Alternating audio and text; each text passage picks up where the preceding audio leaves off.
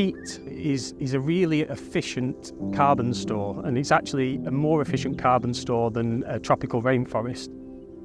Over the last couple of 100 years, we've had the Industrial Revolution.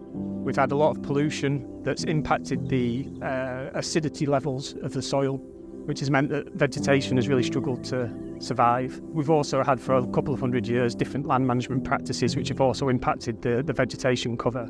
And when we get bare peat, it starts to erode, and when it erodes into the atmosphere. So rather than being a carbon store, it's actually contributing towards climate change by emitting carbon.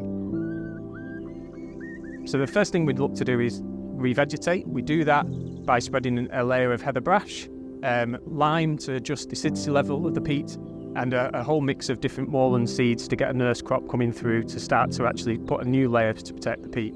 Then what we want to do is re-wet it, so we want to hold as much water on the moors as possible, and we do that through installing thousands of dams across the moor, small dams about 1 metre, 2 metres wide, made out of various different things. And once we've re-wet the moor, we also then want to look to put sphagnum moss into place. So sphagnum moss is one of our favourite things.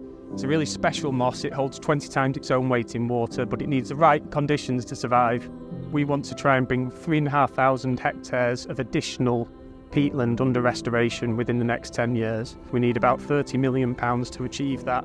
And collaboration with brands like Craghoppers is this kind of thing that's really going to help us realise that ambition and bring in that additional funding that will help us restore the moor.